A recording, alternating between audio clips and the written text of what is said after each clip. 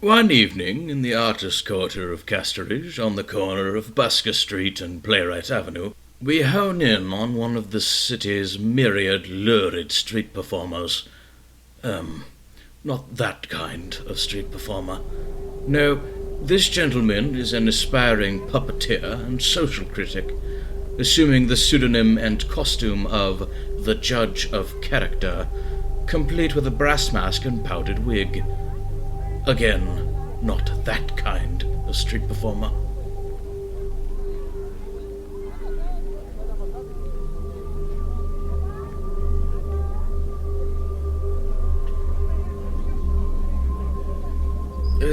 Gather round.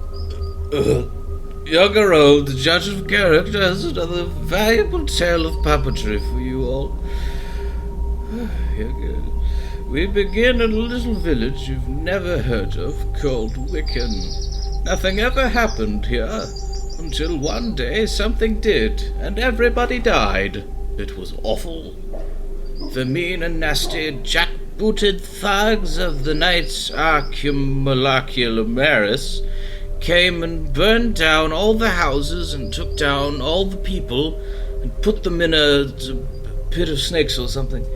But a few men survived the kidnapping and were imprisoned on the creaky, leaky metal ships of the Redemption Prison out on the Kanka River. And there, in the deep, dank dark, we meet our plucky yet forlorn hero, an intelligent and magical boy named Cedric the Clever. And it was in this state of hopelessness that Cedric, took upon a stage of driftwood to follow his fellows, rally his fellows, a simple-minded farmer, Calman, a sickly green vagabond named Boringnor, 13 dwarves who were magnificently all rolled up into one dwarf named Dingleberry, and the evil, treacherous warlock Afgar, who had not yet shown his true colors to Cedric, who always sought to see the best in people. Anyway, so Cedric spake, "Fear not, my brave and earthy fellows, for love and trust shall triumph in even the darkest hour."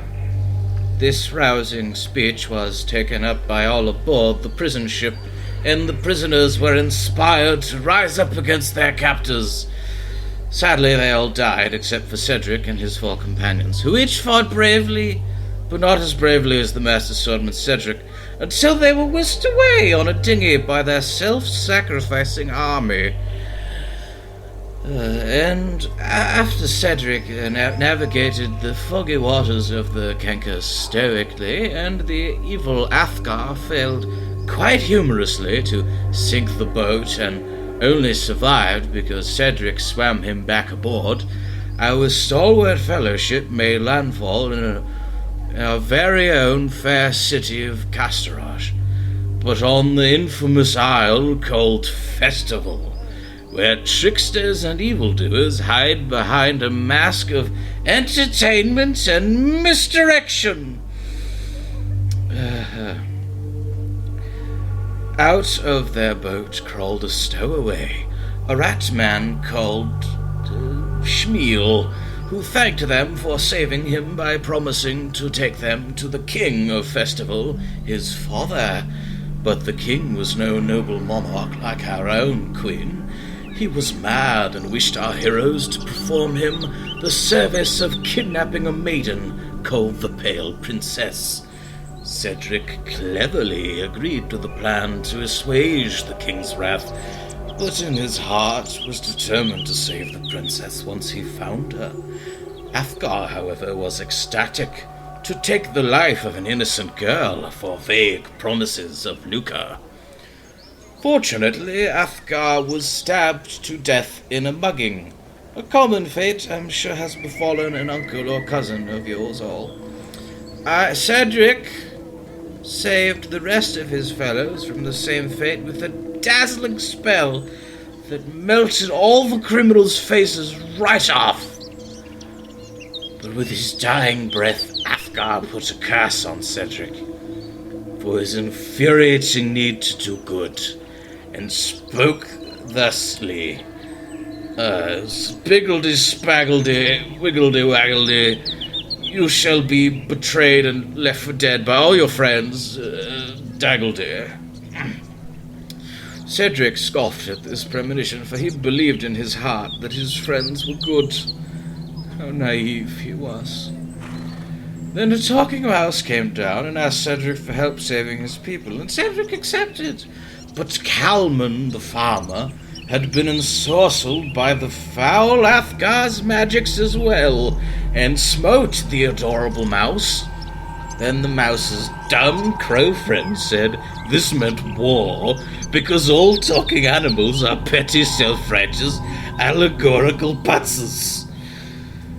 Anyhow, when they located the hidden palace of the Pale Princess Grace, she was immediately charmed by the heroic profile of Cedric and confessed her love. They were married on the spot, and there were many happy tears. However, in their marriage bed, the princess revealed that she was actually a ghoul, and worse yet, not a virgin at all. She confessed she did not adore Cedric, but wanted to devour his manhood. Clever Cedric opened a portal to the Between, and Dingleberry seized his chance to abandon his friends as fast as he could, while Cedric bravely stared down the horrid ghoul. The cowardly Borignor and the oafish Calman followed suit, in running away, not in standing. Anyway, afraid of what might befall his companions in the madness of the Between, Cedric had to withdraw from his epic duel to chase them. However, they all eluded him, for they were so ashamed they could not face him. When Cedric left the Between, he was a changed man, a lonely soul with dimmed hopes but for his own faith in his fantastic abilities. What does this story teach us, boys and girls? Shut up, you're wrong. It teaches us never to trust anybody, because they'll all abandon and betray you. Just look at how Cedric turned out. That's it. The end. You can applaud and pay me now. Oh, there's no one going to cough up even a copper for that riveting lesson. Fine, blast you all anyhow. I'm going to go sleep this hangover off in my nice postered bed, because I am not poor. Toodles! Fuck you all.